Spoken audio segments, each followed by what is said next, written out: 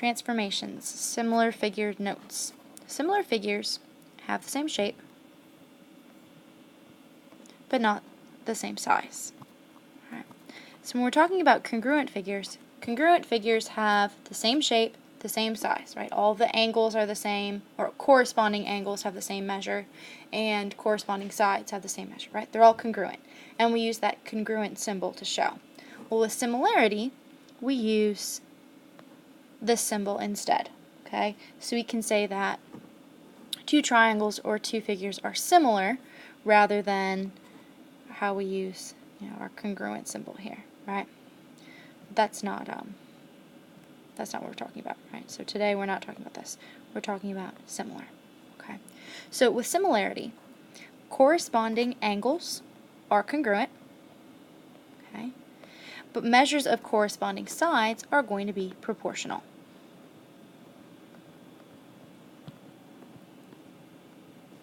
Okay. So what does that mean? Well, that means two polygons are similar if and only if their corresponding angles are congruent and the measures of their corresponding sides are proportional. Okay. So if we have a figure, let's go down here to example number 1. All right, if we have A, B, C, D, and E, F, G, H. So let's draw.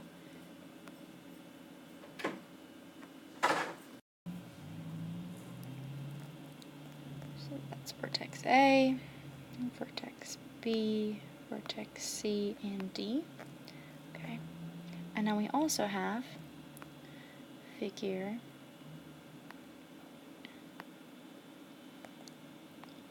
E, F, G, H. Okay. If we're told that these two polygons, these two quadrilaterals, are similar, what we're saying is that angle A and angle E are congruent. We're saying that angle B and angle F are congruent. We're saying that angle D and angle H are congruent. And we're saying that angle C and angle G are congruent. Okay? So our angles are all congruent.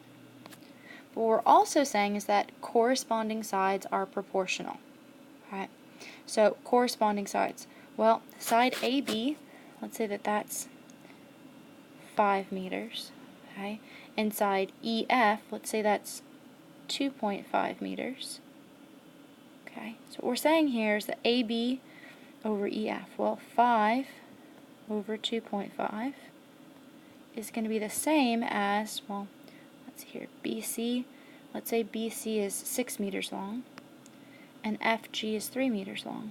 Well, BC, 6 over FG, 3.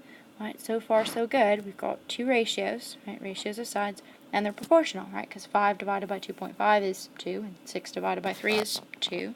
Okay, but we have to check every side, right? So CD, let's say that's 8 meters long, and GH, let's say that that's 4. So again, 8 divided by 4, okay, still proportional. And then our last side, DA is 10 meters long, and HE is 5 meters long. Alright, so 10 divided by 5. Okay, so everything here has this ratio of 2. Okay, so what does that ratio mean? Well, that ratio is something we call a scale factor. Right? So a scale factor, we use them for the two figures, and we use this, right, this scale factor right here, when we're comparing the lengths of corresponding sides of similar figures. Okay, we get a numerical ratio, right? We get a number that compares the two sides. Okay, so these numbers, we call this K. Okay, and so K is our scale factor. All right. Now, when K is greater than 1, we have an enlargement. And when K is less than 1, we have a reduction.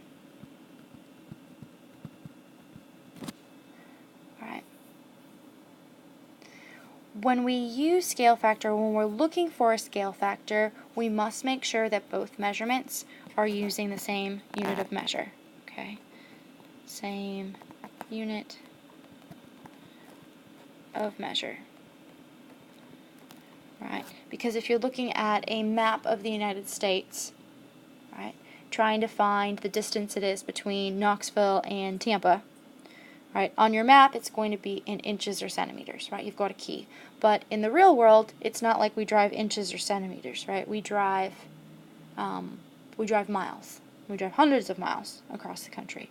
Okay, so when we're talking about the same unit of measurement, if we're measuring something in feet and something in inches, right, they have to be to the same scale. Okay. All right. So that was example 1. Let's do another example. Okay. Say we have 2 triangles. All right, so we've got triangle ABC, and we're told that triangle ABC is similar to triangle XYZ. Right, so two triangles are similar. And we're also told that our scale factor, our K value, is 2/3. Alright, so the first thing we want to look at is that our scale factor, right, 2/3, well, that's less than 1. Alright, so that means it's a reduction. Okay, so that means it's going to be smaller, right? So when we set this up, okay, we're going to look here. So side A, side X, side AB, side XY, right, because angle A and angle X correspond. So if we look at these two sides, AB, let's say AB, the side length is 6, okay? We don't know the length of XY, but we do know that our scale factor is 2/3, okay? So what we do now is we cross multiply, right? And we get that, let's see here, let's see if we can scroll. Oh good, we can scroll. Okay, so we get that 6 times 3, let's see here, 2x equals 18. Divide both sides by 2, and we get x equals 9, right? So if we know that AB has a length of 6, we now know that XY has a length of 9. Okay, so let's look at the next side. So we had side AB, side XY. So let's look at side BC. Okay, so side BC. But side BC corresponds with side YZ. And if we know that BC is 8, okay, and we'll call this, now we'll just call it X, right? We don't know the length of YZ, but we know that it has a scale factor, right, or a ratio of 2/3, okay? So again, we're going to cross multiply, and we get 2x equals 8 times 3, that's 24. Divide both sides by 2, and we get x equals 12. So if we know that BC is 8, we also know that YZ is 12. Okay, and let's look at our last side. So our last side would be side CA, right, or side ZX. Okay, and if we know that CA is 10, well, we don't know ZX, but we do know, again, scale factor of 2/3. Alright, so it's proportion. To solve a proportion, we cross multiply. We get 2x equals 10 times 3, which is 30. Divide both sides by 2, and we get x equals 15. So if we know that CA has a length of 10, then we also know that CX has a length of 15. Right?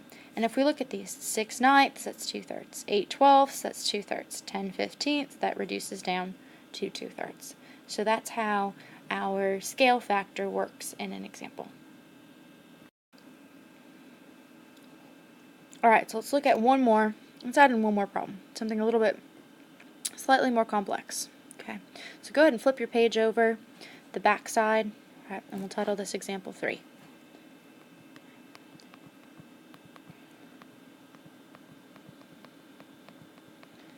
Alright, so example 3. If you're given two figures, two triangles, okay, triangle 1 and triangle 2, and we're told that these two triangles are similar. We're also given that this length is 2.8 meters, 3.1 meters, it's a 0.4 meters, this angle is 51 degrees, this angle is 85 degrees, this side is 9.3 meters, x meters, 51 degrees, 44 degrees, and 12 meters. All right. And so our task, we want to solve for x. Okay, well, what do we know? We know that if figures are congruent, everything's the same. Right? We know that if figures are similar, our angle measures are the same. Right? Our angle measures are congruent. This one has to be 44. Right? And then our 85, that one has to be 85. Okay? We know that angle measures are congruent and that side lengths are proportional. So we're looking to see, we need to match which side lengths are going to be proportional. Well, we're going from 51 to 44, 51 to 44. So let's color this side green. Okay? So these two side lengths are proportional. All right? If we're going from, let's see here, 85 to 44, 85 to 44, those are blue, okay, and then lastly this red one, 51 to 85, 51 to 85, alright, so we've got our three side lengths. So, if we say small to large, well, that's 4 meters over, oh, sorry, that's supposed to have an M there, so 4 meters over 12, right, and that should be proportional to 3.1 over 9.3, which should be proportional to 2.8 over x. Alright. So at this point, does it matter which one of these that we use? And no, not really. But what we can do is we can find our scale factor, our k value, right? So if we take any one of these and reduce it down to its simplest fraction form, we can find our scale factor. So our scale factor right here is 1/3. There's two ways you can go about doing this. You can either take two of these ratios, right? You can set 2.8 over x, set this right here, right, equal to this side ratio or this side ratio, right? Or what we can do is we can find our scale factor, right, and use 1/3 like we did in the last example, okay? So let's, for the sake of the argument, let's do something a little bit different. Let's use one of our side lengths to help us solve for x, okay? And just to be interesting, let's use all of our decimals, right? Because typically we don't have decimals within fractions. That's weird. Okay, so let's scroll up a little bit. All right. Don't be afraid to use paper. Use the space you have. Okay. All right. So we have 3.1 over 9.3 equals 2.8 over x. Well, we cross multiply, right? So we get 3.1x equals 26.04, and to solve for x, we divide that by 3.1, and we get that x equals 8.4. Okay, x equals 8.4. Well, if we want to look at it in another way as well, right? Does this work with scale factor 2? Can we use our k value? Okay. So we could also say 2.8 over x equals 1/3, right? Our scale factor here. Okay. And so in this case, when we cross multiply, we get 1x, or just x, equals, well, what is 3 times 2.8? 3 times 2.8 is 8.4, okay? And so these both check out, right? So our x value, right, our side length is 8.4.